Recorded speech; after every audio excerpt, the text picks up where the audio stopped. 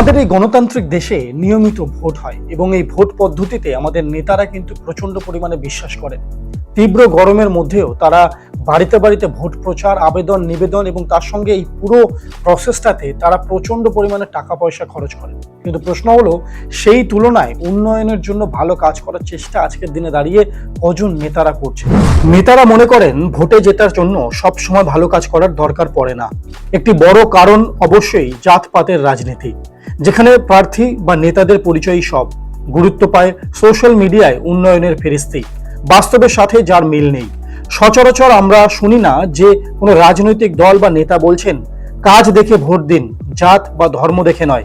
কোনো স্থানীয় অঞ্চলে যখনই কোনো বিধায়ক বা কাউন্সিলর কোনো ভালো কাজ করেন, সবার আগে দিদি কিংবা মোদিকে ভাগ না দিয়ে সেই কাজের কৃতিত্ব দাবি করার সাহস তারা পান না। তাই আজকের দিনে দাঁড়িয়ে এই মুহূর্তে সব থেকে বড় প্রশ্ন রাজনৈতিক নেতাদের ভূমিকা নিয়ে। প্রশ্নটা হলো, তারা কি আদৌ জনসাধারণের জন্য নাকি তারা শুধুমাত্র তাদের রাজনৈতিক দলের জন্য? নমস্কার, আমি মনীষ এবং আপনারা দেখছেন সিভিএনএন চ্যানেলে স্মার্ট সল্টলেক, সবার জন্য সবসময়। আমাদের আজকের এই বিশেষ পর্ব জনগণ মন অধিনায়ক, অর্থাৎ এই রাজনৈতিক নেতারা আদৌ কতটা জনসাধারণের জন্য নাকি শুধুমাত্র তারা তাদের রাজনৈতিক দলের জন্য। আজকের প্রশ্ন রাজনৈতিক নেতাদের ভূমিকা নিয়ে। পৃথিবীর বৃহত্তম গণতন্ত্রের দেশ হিসেবে পরিচিত আমাদের ভারতবর্ষ, এবং এই দেশের জাতীয়, রাজ্য এবং জেলা পর্যায়ে রেজিস্ট্রেশন হয়েছে রাজনৈতিক দলের সংখ্যা প্রায় ২৫০০-এরও বেশি। কিন্তু প্রধান বা জাতীয় স্তরে মাত্র ৮টি দলকে আমরা বিবেচনা করি। সাধারণত একটি রাজনৈতিক দল তৈরি হয় নেতা, কর্মী, সমর্থক ও শুভানুধ্যায়ীদের সম্মেলনের মাধ্যমে। নেতৃত্বে থাকেন নামজাদা নেতারা। সেভাবেই ১৮৮৫ সালে তৈরি হয়েছিল এই উপমহাদেশের প্রথম রাজনৈতিক দল জাতীয় কংগ্রেস। শীর্ষস্থানীয় নেতাদের মধ্যে বাঙালি উমেশচন্দ্র বন্দ্যোপাধ্যায়, সুরেন্দ্রনাথ বন্দ্যোপাধ্যায় প্রমুখ ছিলেন। দেশ ও জাতি গঠনে এই সকল রাজনৈতিক ব্যক্তিত্বদের অবদান আমরা সবাই জানি। কিন্তু এখন আমরা স্বাধীনতার ৭৮ বছর পেরিয়ে এসেছি, পেয়েছি বিভিন্ন ধরনের রাজনৈতিক ব্যক্তিত্বদের। কেউ ভালো, আবার কেউ বা ঈশ্বরের সমান, আবার কেউ থেকেছেন একেবারে আতশ কাচের তলায়। অর্থাৎ রাজনৈতিক ব্যক্তিত্ব বা নেতা হিসাবে তাদের ভূমিকা সব সময় প্রশ্নের মুখে পড়েছে, তকমা পেয়েছেন দুর্নীতিগ্রস্তের। একটি বড় সমস্যা হলো, স্থানীয় বা একটু উপরের দিকে উঠে যাওয়া রাজনৈতিক নেতাদের বড় বেশি শীর্ষ নেতাদের দিকে তাকিয়ে থাকা। তারা যা বলবেন তার বাইরে আর কোনো কথা নেই। স্থানীয় সমস্যা বা কে কেমন কাজ করছেন তার গুরুত্ব সামান্য। প্রার্থীর কাছে একমাত্র প্রশ্ন হয়ে দাঁড়ায়, অমিত শাহ বা রাহুল গান্ধী বা মমতা বন্দ্যোপাধ্যায় কি আমাকে পছন্দ করেন? এই প্রশ্ন এমনই যে নিজের গ্রামে কিংবা ওয়ার্ডে কে কি কাজ করলেন, কতটা সাধারণ মানুষের পাশে থাকলেন, এইসব এলেবেলে হয়ে যায়। কেউ জোরের সঙ্গে বলতে পারেন না আমি ভালো কাজ করেছি, তাই আমাকে আবার সুযোগ দিন। কাজের বাজারে সৃজনশীল প্রতিবাদের বিশেষ মূল্য এবং তাৎপর্য এখনো আছে।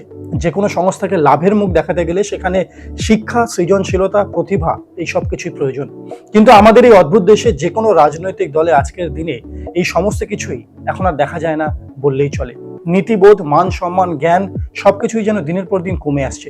সমস্ত কিছুই এখন নিম্নগামী। তাই বলা যেতে পারে রাজনীতি এমন একটি জায়গায় এসে পৌঁছেছে যেখানে নীতি এবং দুর্নীতির প্রশ্নে সব রকমের জোড়াতালি আজকের দিনে দেওয়া সম্ভব। প্রশ্নের মুখে আমাদের সরকারি নীতি বা পলিসি।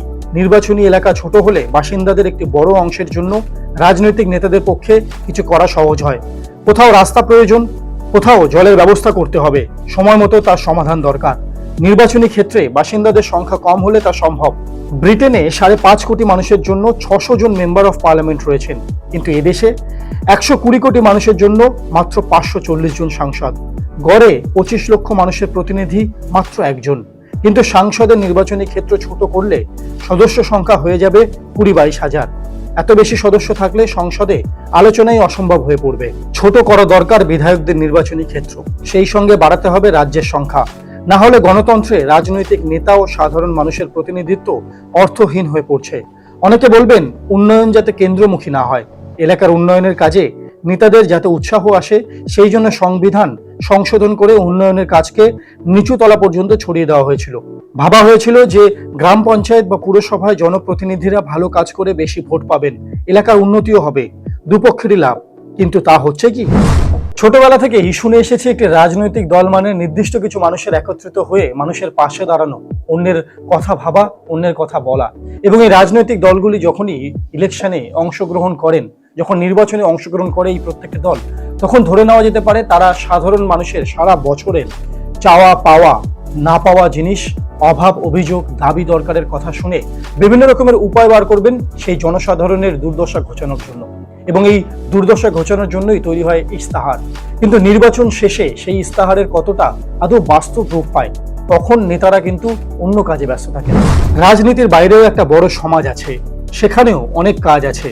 কজন নেতাই বা সেটাতেই জোর দিচ্ছেন। বিপন্ন মানুষের জন্য কাজ করতে গিয়ে ফেসবুক, ইনস্টাগ্রাম সুলভ ছবি তোলা প্রাধান্য পায়।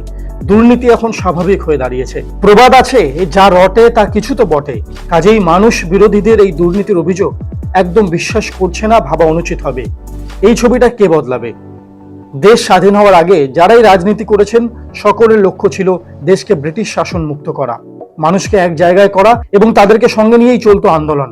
কিন্তু স্বাধীনতা পরবর্তী সময়ে দীর্ঘদিন রাজনীতিতে শালীনতা ছিল। আজ যা অনেকটাই নেই। ব্যক্তি স্বার্থে কাজ করতেই সবাই ব্যস্ত, দেশের মঙ্গলের কথা আর কেউ ভাবে না। তাই রাজনীতির ওপর সাধারণ মানুষের ভরসা এখন আর নেই বললেই চলে।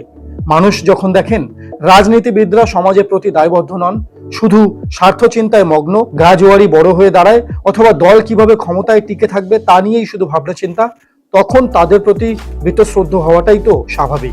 নিঃস্বার্থ এবং পর উপকারের রাজনীতি কোথায় যেন হারিয়ে গেল। এখন পরিস্থিতি এমন যে আমার রাজনৈতিক দলের নেতা কোন সময় কোন দলে রয়েছেন তা বোঝাই মুশকিল। উন্নয়ন এবং জনসাধারণের অংশগ্রহণ, এই দুই কিন্তু যে কোনো রাজনীতির মূল ভিত্তি হওয়া প্রয়োজন, এবং রাজনৈতিক নেতা বা দলগুলির প্রধান কর্তব্য সেই পথ অনুসরণ করাই। আমাদের পর্ব আমরা আজকে এখানে শেষ করব। আশা করি এই পর্ব ভালো লেগেছে, এবং আপনাদের যদি এই বিষয়ে কোনো মতামত থেকে থাকে তাহলে অবশ্যই আমাদেরকে কমেন্ট বক্সে জানান।